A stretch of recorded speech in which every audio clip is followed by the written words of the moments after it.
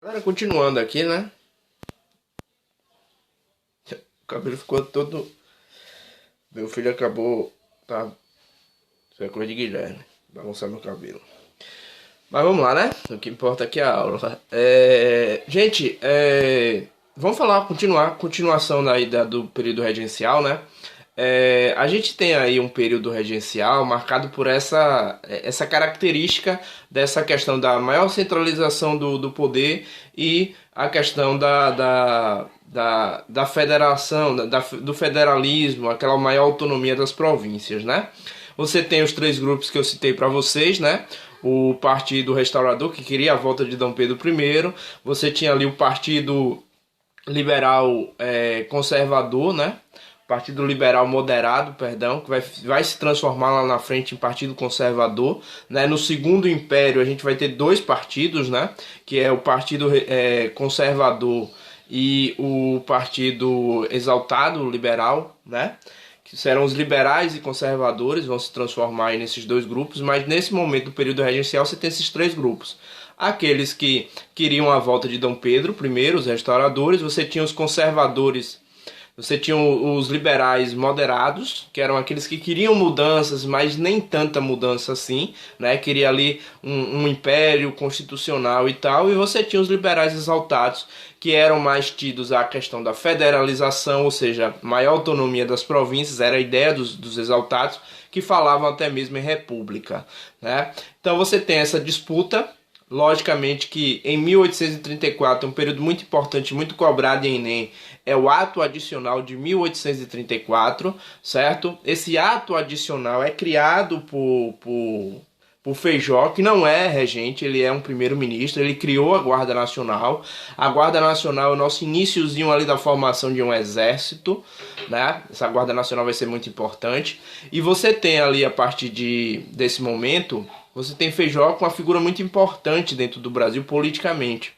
Tanto que ele vai criar o ato adicional de 1834. Esse ato vai ser aprovado, né? E nesse ato você tem aí algumas características, como por exemplo a suspensão do poder moderador. Em lei, dentro da lei, a suspensão do poder moderador vem com o ato adicional de 1834. Ou seja, o poder moderador ele não poderá ser usado enquanto não tiver um novo imperador no poder. Então isso só vai voltar a ser usado em 1840, com a chegada do golpe da maioridade e a chegada de Dom Pedro II, Pedro de Alcântara, que se torna Dom Pedro II no poder, né? Então você tem aí o ato adicional, muito importante. Esse ato adicional também, de certa forma, por pressão dos liberais, né? Por pressão dos liberais exaltados, vai dar maior autonomia às províncias. Feijó fazia parte do grupo do moderado, né? Liberais moderados, era a principal figura do partido dos liberais moderados. A principal figura dos liberais exaltados é Cipriano Barata, a gente já falou dele aqui várias vezes, né? Cipriano ele foi importante na Conjuração Baiana, ele articulou também a Conjuração Baiana, né? Ele de certa forma participou também de outra revolta liberal que foi a Confederação do Equador, e ele é um dos principais líderes aí do Partido Liberal Exaltado, né? Cipriano Barata.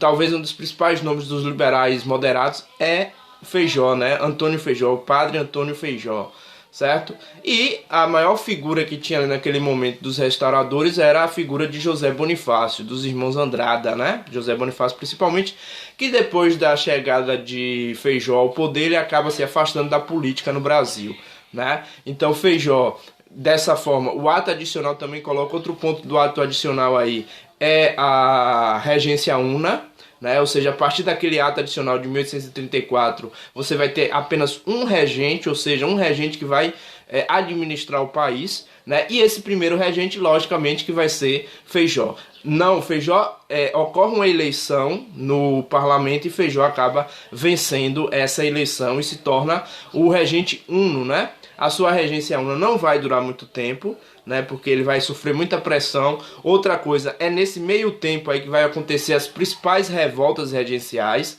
do período ali de Feijó, Farroupilha, Cabanagem, né? Entre outras, vai acontecer nesse período da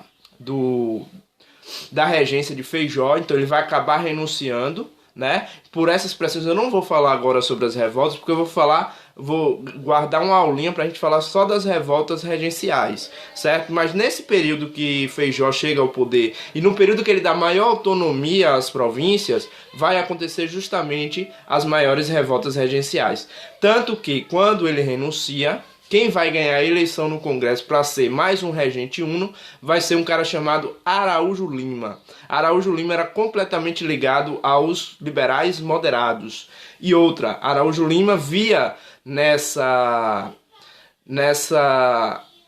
ato adicional, eles vão suspender o ato adicional. Por quê? Porque Araújo Lima, ao contrário do que Feijó fez, ele acha que a maior autonomia às províncias foi que gerou os conflitos. Foi essa maior autonomia às províncias que gerou as revoltas regenciais, né? Foram várias espalhadas por todo o Brasil. Bahia, Maranhão, Pernambuco, Rio Grande do Sul. Então se espalhou revoltas nas várias províncias, e para Araújo Lima isso foi por conta da maior autonomia dessas províncias. Então, ao chegar ao poder, Araújo Lima em 1837, ele cancela o ato adicional, né, dá maior autonomia à regência e tira a autonomia das províncias. Essa autonomia das províncias foi ganha com a formação das câmaras legislativas em cada província, né? Na verdade, quando Araújo Lima chega, ele fecha essas câmaras legislativas das províncias, porque isso dava força às províncias. A ideia de Feijó,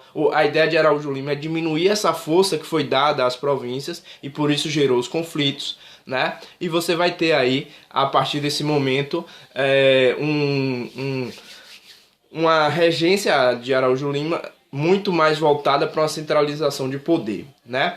É nesse período que os liberais exaltados percebem que eles perderam força e perderam autonomia.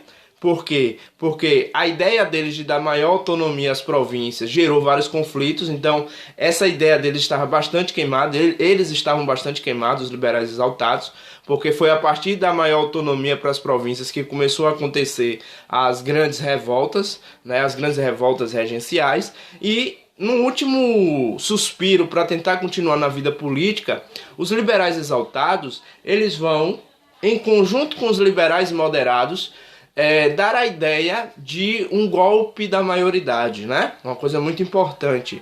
Ou seja, esse golpe da maioridade, como muitos pensam, não foi ideia do Partido Liberal Moderado, foi ideia do Partido Liberal Exaltado, justamente porque era a ideia deles centralizar um poder. Não, eles queriam maior autonomia para as províncias, mas a sua sobrevivência política dependia de tentar rever o que eles tinham feito, porque toda a culpa das grandes revoltas regenciais recaiu sobre o Partido Liberal Exaltado. Então, tentar se aproximar dos liberais moderados e centralizar o poder daria a eles uma certa autonomia política, uma certa moral política, e vai ser por isso que eles vão, em conjunto com os moderados ali, criar essa ideia do golpe da maioridade, né? Então é uma ideia dos liberais exaltados para poder continuar na vida política. Isso realmente vai dar certo, porque com Dom Pedro II, quando Pedro de Alcântara se transformar em Pedro II, ele vai criar um conselho de presidentes e ministros, e ele vai revezar. Muitas vezes vai ser de um partido e de outro, ou seja, o Partido Liberal Exaltado ele vai voltar a ter influência política com Dom Pedro II, justamente porque eles tomam essa atitude. E aí ocorre, em 1840, ocorre o famoso golpe da maioridade. Dom Pedro de Alcântara, com apenas 14 anos, coroado como imperador do Brasil, e aí se inicia o nosso segundo império, né? Então esse golpe da maioridade, coloque na mente de vocês, não foi uma ideia dos moderados, foi uma ideia dos liberais exaltados. Era uma forma de sobreviver politicamente, e isso acaba dando certo. A gente vai ver que o segundo império, que a gente vai ver nas próximas aulas, é um segundo império marcado por uma estabilidade política, justamente por Dom Pedro II ter essa maleabilidade, essa flexibilidade em dialogar tanto com um grupo quanto com outro, né? Vamos ter dois partidos, na verdade, esses três partidos que a gente viu aí vão se unir em dois partidos no Segundo Império, né? O restaurador vai perder um pouco vai perder sua função, porque Dom Pedro I vai morrer, então a ideia dos restauradores não se mantém.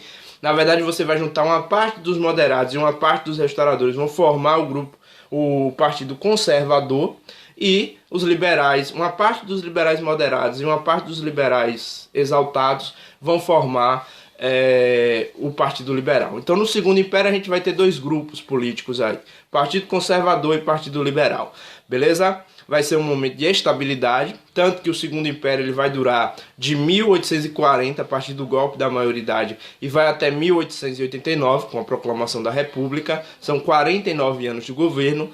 Muitos desses 49 anos se garantem não só por conta da estabilidade política, mas também por conta da economia. Esse período regencial é um período de muita crise econômica, mas a partir de 1830 já está melhorando por conta do Santo Café, né? Café delicioso, que nesse período salvou a economia brasileira e deu estabilidade ainda maior para Dom Pedro II governar durante 49 anos. Beleza?